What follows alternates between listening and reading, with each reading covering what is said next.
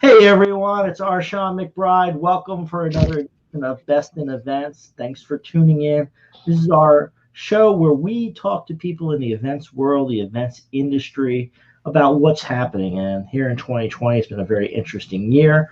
My regular co-host Deirdre Watson will be joining me for today's session. We also have David T. Stevens.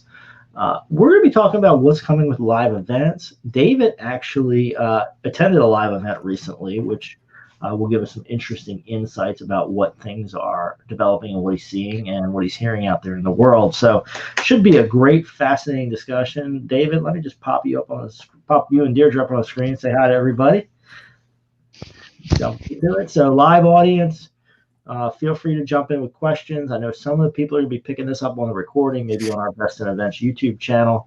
Feel free to drop your questions. We are, completely open. If we can't answer you here live, we'll try to write back to you next time around when we get a chance. Dave, how's this affected you and your staff? What's been going on? What have you seen within your business, your micro world? And then we can talk about some broader things. Yeah, so I'm an in-house planner. I work for a company called Elation. That's an enterprise data catalog. So we actually have had a pretty advantageous year this year in the sense that we've done very well. We centralize access to data and people understanding who owns data and things of that nature, and help accelerate the self-service model. So with people unable to go into the office and go down the hall and ask Jane or Bob about this data set, they can find that in the tool, and it's actually been very good for us. With that being said, we were supposed to bring on our first field marketing person back in, we're opening the headcount in February, after we finished our company-wide kickoff the last week of February, and everything changed in March. But fortunately, myself and my teammate Brandon, we just evolved real fast and took what we had in the pipeline. We had a few live event speakers scheduled. We flipped them into webinars. We said, okay, we're all in to help the team. What can we do? What needs help? What can we jump in on? Because no one really knew what was going to happen. So like Brandon started helping out with our social media, and I started helping out. We kicked off a weekly demo program, and as events people and as marketers, we just dug in and made ourselves assets to the team, which was fortunately very advantageous because we were able to preserve our employment, as well as we're now in the process. We brought back that field marketing headcount, and we're actually in the process of recruiting and hiring for a field marketing person right now. Wow. So you're actually, you took it the other direction. I know a lot of people out there are probably wondering what's next. So Deirdre, let me toss it over to you. Thank you. Thanks for being on the show today, Dave. When we had our discussions, you recently attended 3 industries events, and I'm going to name off those events so that people are clear as to your perspective on those events. One was Connect, which took place in Orlando. The other one was Smart Meetings. I think that took place in Colorado. And you were on a FAM in Cancun. Can you tell us a little bit about your experiences, first with Connect and then with Smart Meetings, and then of course with the FAM, because we all want to go on a FAM right now? Yeah. So, well, the Smart Meetings event was first, and it was about 60 people at the Broadmoor with Smart Meetings, and it was very well done. I came back really, really excited about the future of where we were going, how we were handling things, how people would behave, if people would follow protocols or not. I came back as optimistic as possible. I actually had a meeting with my CEO shortly thereafter, and I said, hey, we can do 50, 60 people. I don't know if we could do 100. I'm going to this event next week. That was the Connect event, which is 750. I'll let you know. But it was great. I was very excited. They even had like bracelets that would vibrate if you got within 6 feet of someone else, and they beep and vibrate if you got within 3 feet of someone else. And they really did a great job of doing things outdoors and leveraging space and whatnot. So I was excited, and I went to Connect, and leading up to Connect, all the right things were in place. They sent out a DocuSign that was a waiver. They had temperature checks. You had to fill out an in-house physician's questionnaire daily. They sent out all the badges ahead of time so that you didn't have to stand in line at registration. I was super, super excited. And they had their opening reception, which some people have seen pictures of and things of that nature, which ended up getting moved indoors due to weather. And unfortunately, the wheels kind of came off. I got there early. I walked around. I noticed, okay, they have a DJ and they have stations to get your food or your drink and whatnot. And basically what happened, and it was kind of a low ceiling area. And essentially what happened is you had the DJ creating more noise, which then made it more difficult for people to talk. So then people would get closer to try to offset the already muffling of voices through masks. And then when people would eat or drink, since they were stations, people would go get a drink and then take off their mask and start drinking. And they'd go to maybe walk back towards where they were going, and they'd see someone else and they'd stop and they'd talk to them without their mask on while they're there enjoying their drink, and they couldn't hear each other. So they'd lean in. And then as the room filled, the real trigger for me was I started to get warm. And I thought, okay, because if you look at how airlines are doing things, circulation is one of the key components to beating this thing. And if I was getting warm, that meant the circulation probably wasn't where it should be. And I saw people wandering around with their food, with their drinks, eating and drinking on the flow, which in a normal reception, no big deal. But it was a red flag for me. And I had to change my strategy at that event in way of mask wearing, because you can kind of wear two kinds of masks. You can wear one that protects everyone from you, and you can wear another one that protects you from everyone else. And I had to flip and go to okay, I have to wear my 95 and a face shield, because who knows who had it and who has it now, because of the way that reception went. Yeah. And, sorry, go ahead, Shawn. I was just curious, you talked a little bit about it, Dave, but maybe dive deeper, people's attitude. So, from what you're saying, I think, it sounds like there was an element of people just being a little anxious, right? So they're watching what everybody else is doing. I think maybe some people are getting relaxed after they've had a drink or two, and then other people are concerned. So maybe you can talk a little bit about kind of what just a general attitude of attendees are, and maybe that help people think about what they might anticipate as they start to think about live events again.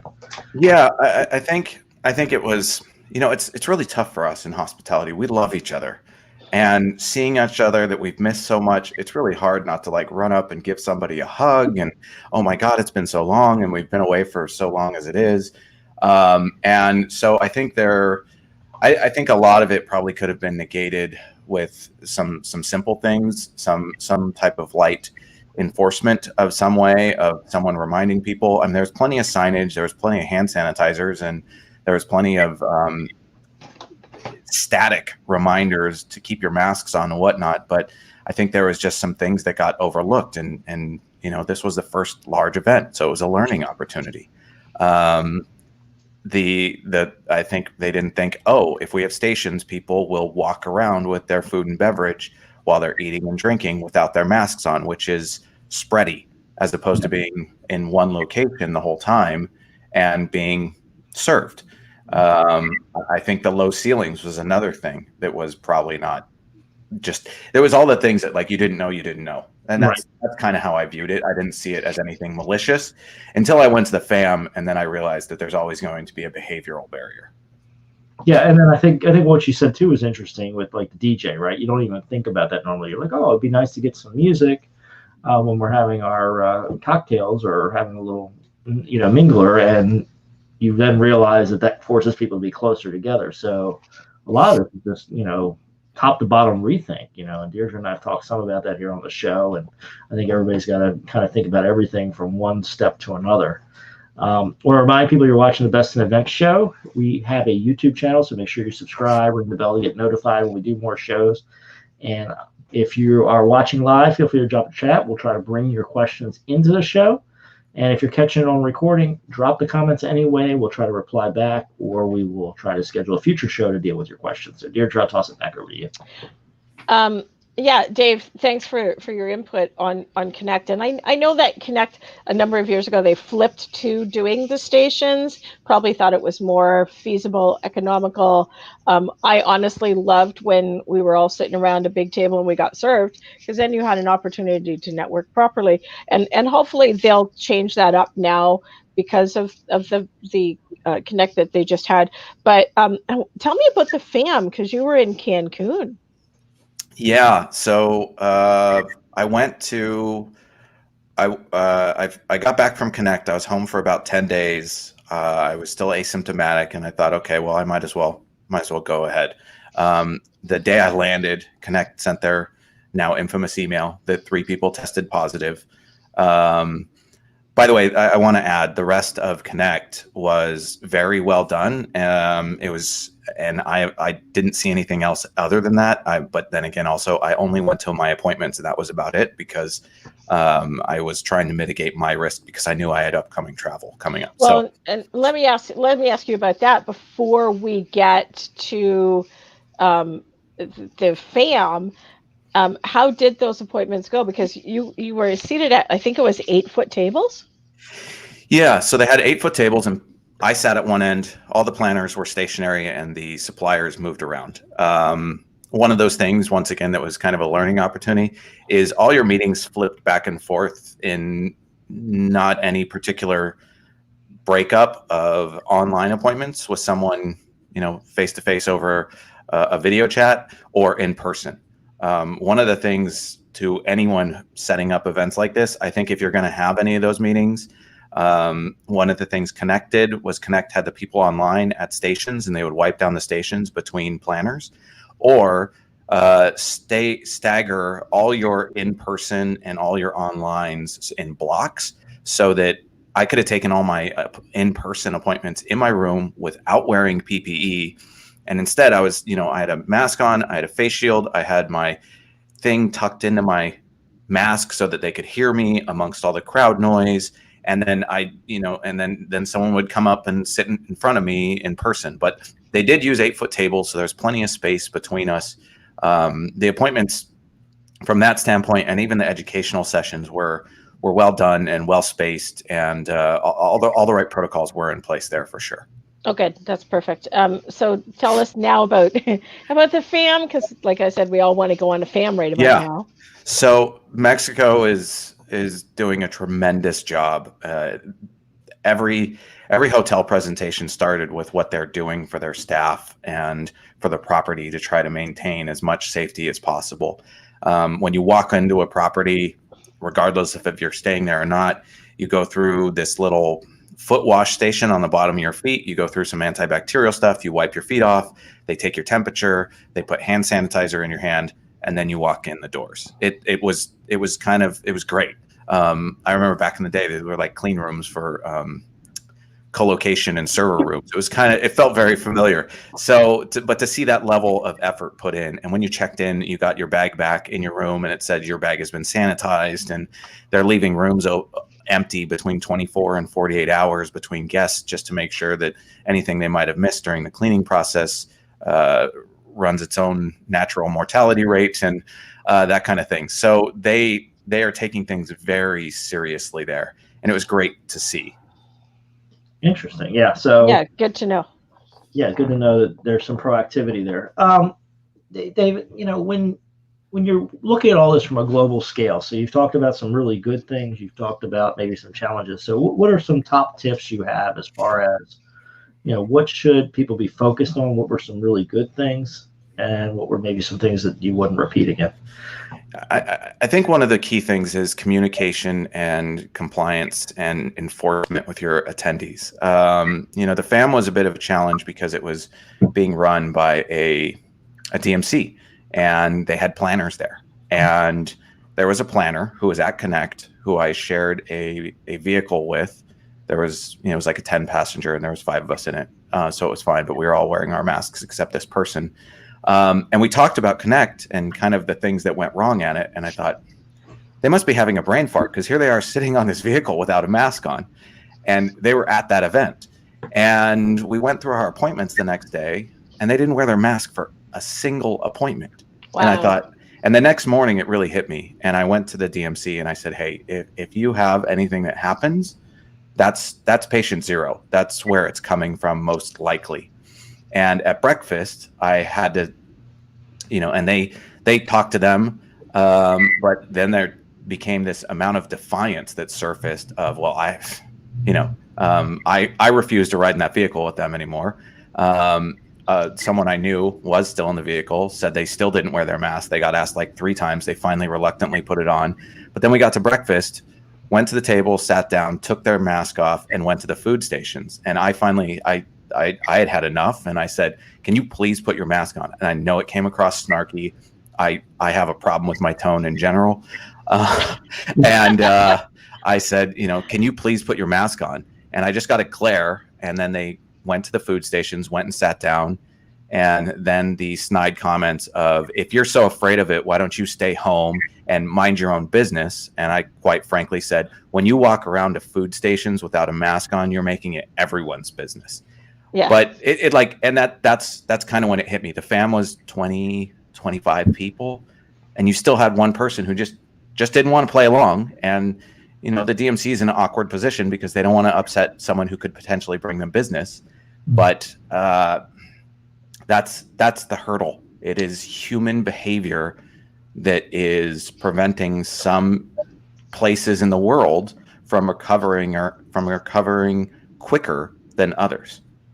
Yeah, and wanted to touch on that is the comfort zone of other attendees, especially maybe at the FAM, because it was a smaller group.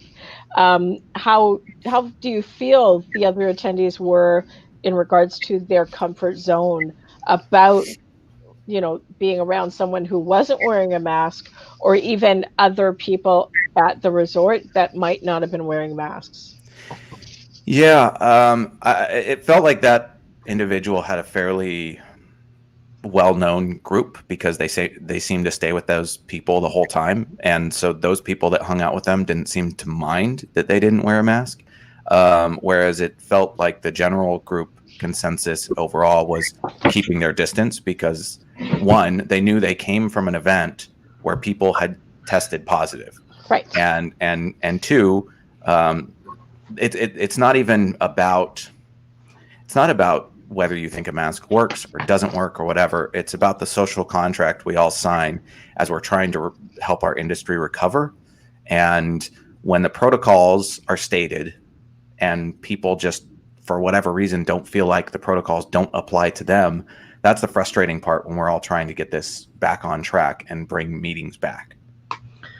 Yeah, I can feel that. So, it raises the interesting question. I mean, beyond that, so we talked about protocols, I think communication strategy, and I think one of the real challenges you pointed out, Dave, is the meeting plan. You tell people this is going to be the deal. This is what we're going to do. We put signs up, and you have some people that are kind of a little bit outside. So, any ideas on is there anything else they could do beyond having everybody sign it, everybody agree to it? What else could you do to really make it clear what you're going to do at the meeting and how it's going to progress?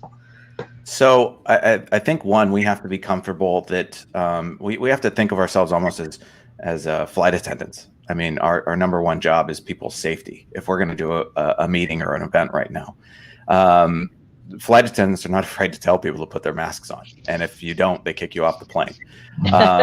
I've heard of a couple fun ways that people have done this. I heard about one group that hired people dressed as referees. It was in Europe, and they walked around and would blow their whistle and pull a yellow card on people. And say mask violation and point at them. And that adds an element of fun to it without it being necessarily the fun police. Another idea I heard was kind of doing the same thing, but having people dressed up as lifeguards. Mm-hmm. I think there's ways. We're events people. We're creative. We can come up with fun ways of reminding people about what the protocols are.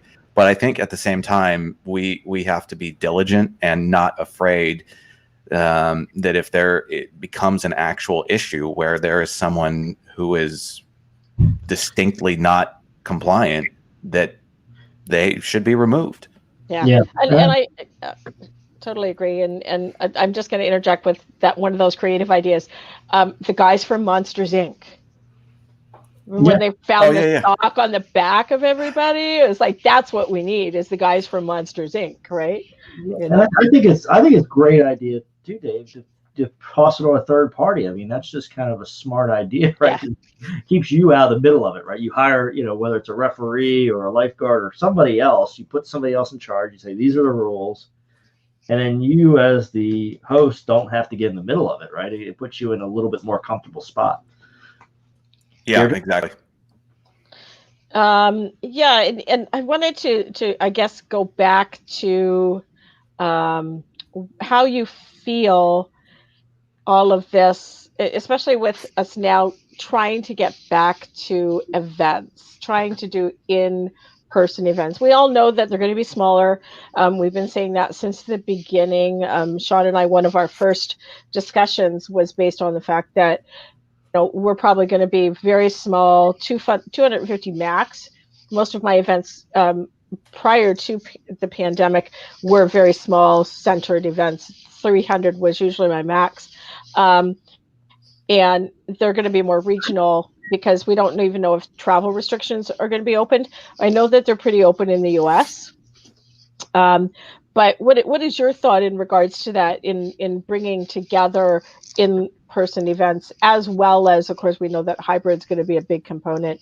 But how do you think that, based on your experiences at Connect and Smart Meetings and the FAM, how that all is going to kind of look, let's say 3 months from now or early next year?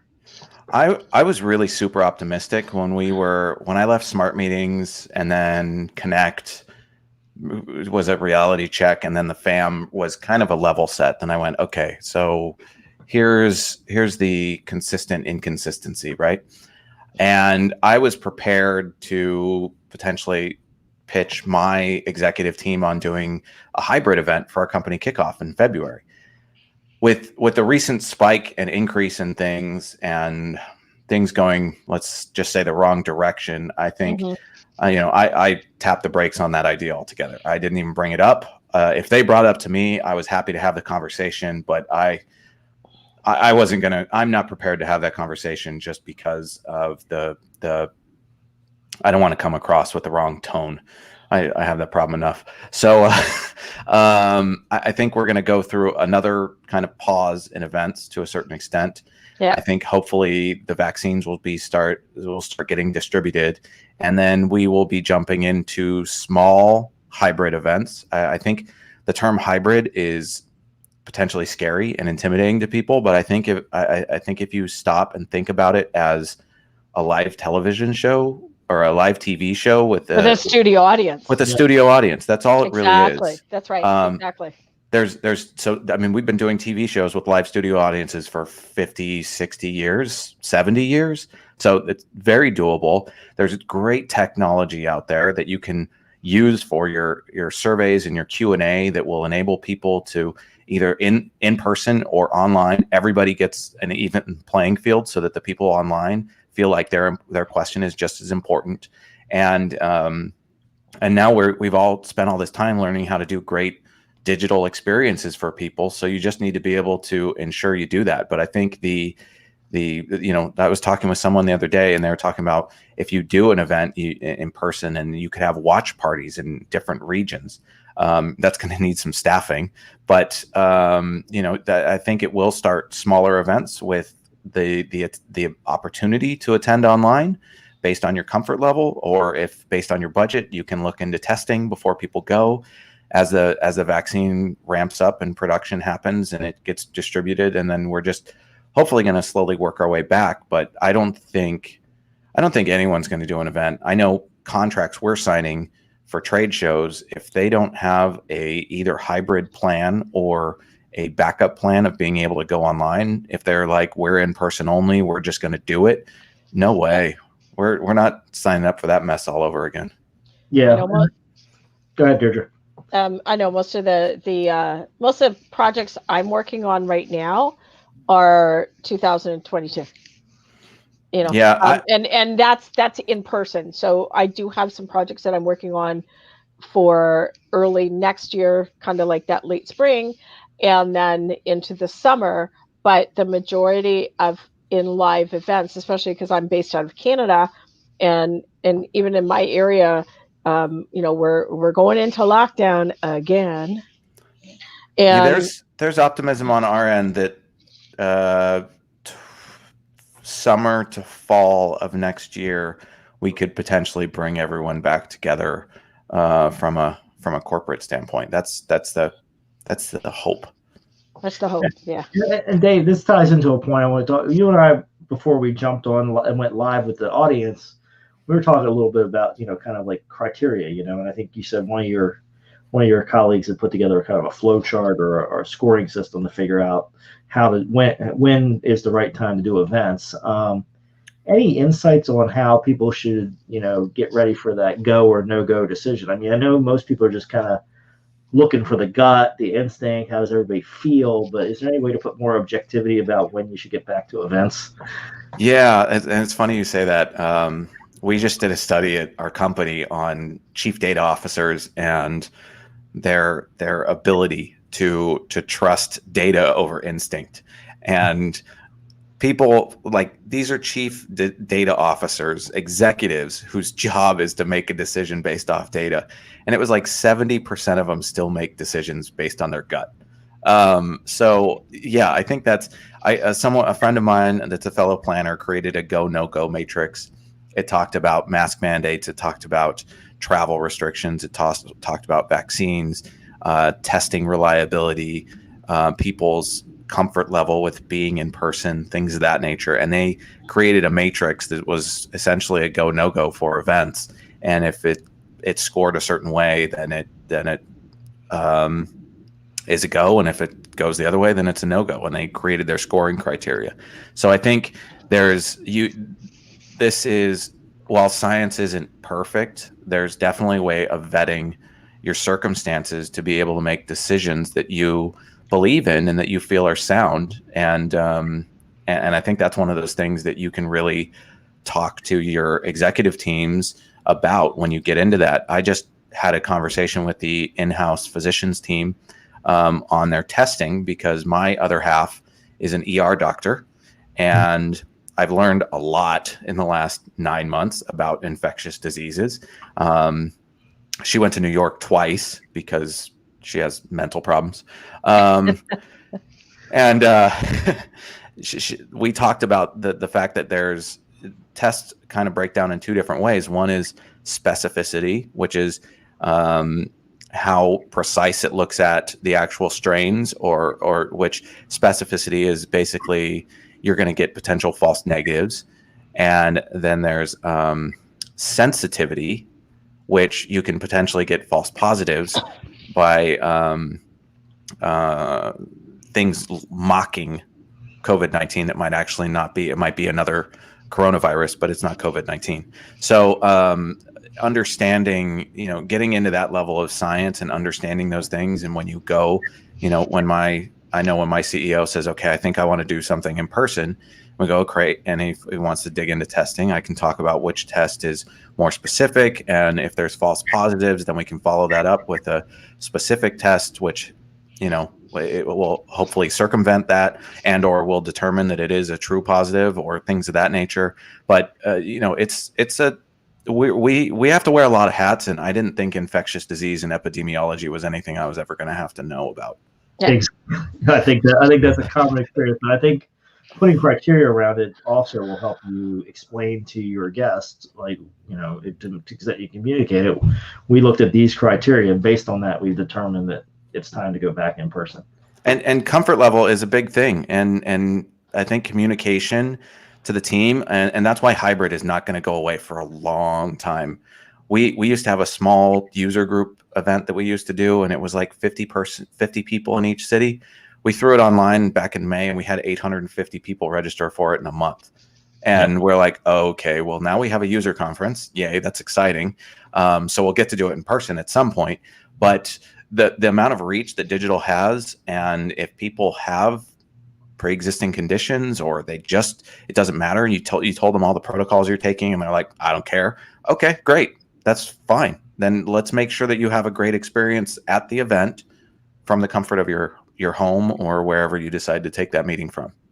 Yep. And I guess one of my biggest concerns is in regards to doing the live events now, and because of the coronavirus, is we have to find this out. But are there going to be additional liability insurance that a company has to take out, or even an independent planner like myself has to take out in order for us to even do our job at an event, that protects us?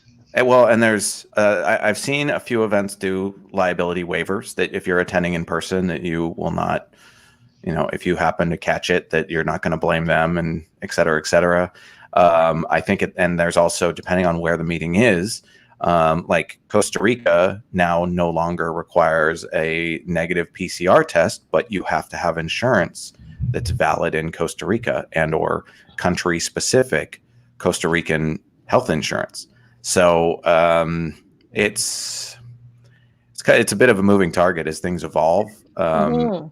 It's just, and then there's places like Mexico where you can just show up currently, not via ground, but by air. You just fly in. They have at the airport they had thermal scanners and a questionnaire, but there you didn't have to provide or furnish anything that showed that you tested negative or anything else. And it's interesting that you say that, because I was in Palm Springs in September, and of course the border is closed. You can't drive across the border, but you can fly across the border. And being in Canada, I flew out of Toronto to Palm Springs, and when I got to Palm Springs, there was absolutely no questions asked. When I was flying back to Canada, we got all the questions on the way back into, like, through the airlines in Canada. And I was actually quite surprised. Now, I got to admit that everybody in Palm Springs was doing their duty in wearing masks and social distancing. That's great to hear. I think the demographics in Palm Springs also reflect a fairly at-risk group. So that's true. Exactly. So, Dave, you've been a wealth of information here. How do people connect with you more, get to know more about your work, maybe reach out if they have some questions? I think Deirdre kind of said people want to see that no-go matrix. Right. I don't know if that's something you can make public, but at least some ideas. So if people want to reach out to you, how do they get a hold of you? Yeah, so I'm on LinkedIn. Basically, all my social media is at David T. Stevens. That's why I put it on there that way. The T, most people forget the T. So you're welcome to shoot me a message on any format. I am going to check with the person who shared the go no go matrix with me, and make sure that they're okay with me socializing it. Yeah. It's really awesome, and they put a lot of effort into it. So I think that's one of the other things is if I am able to share it, I want them to get the kudos and the love they deserve for putting all that effort in before it starts making its rounds on the internet. Understood. Well, and that's like an ebook. Well, and that's like, at this point, because we're all in an unknown, like even on one of my groups, I'm a member of SPIN, which is Senior Planner Industry Network. And one of the posts the other day was, does anybody have any show run that they can share? Well, I had done a show in September and a show in October. And I went, yeah. So I kind of emphasized on certain areas of it because I was calling the show. So I added to it because things I should have done during the show, but I have no problem sharing that kind of stuff because we're all planners. Right. And the more we know from our colleagues and associates, the better we are prepared to go through this whole pandemic. And hopefully we'll come out of this early next year, I hope. And, we'll be able to get back into doing live in-person events on a more regular basis, and we won't be in a lockdown every 6 weeks. Yeah, I saw a funny meme the other day that was of the American Choppers guys. If you remember that TV show when it was big, and the father and son that always argue with each other, and it's like, why do we have to go into a lockdown? Or if lockdowns work, why are we doing it again? And the dad is like yelling. He's like, because nobody did what they were supposed to the first time. And you were supposed to stay home. And like the son's like, why would I just stay home? And he goes, that because that's how lockdowns work. So it's, you know, I will say the memes of 2020 have been phenomenal this year. And thank you to all the various internet people who have, I know that's been the saving graces is try, you know, I don't know how we would have survived this if it was a different, if we hadn't had an outlet for laughter, because it's been tough, especially, you know, for us as social human beings. And we're some of the most, while we usually tend to hate most people, we still crave being around them for some reason. And it's been tough. And I think that's one of the things that make events especially challenging is when people get to see each other they haven't seen in a long time, they want that connection, that connection that they used to have. Yep. One of my memes this year, and I did it myself, was for Zoom calls, and it was a face of Billy Crystal saying all Zoom calls should end with the Oscar music, Oscar awards music, because then you're leading out of, you know. So I did that meme myself, and I was very proud of that. I heard a guy who said this guy named Nico who works for this marketing tech company called Gum. He says, we know you have a choice today in the Zoom meetings you attend today, so thank you for joining ours. That's funny. That's funny.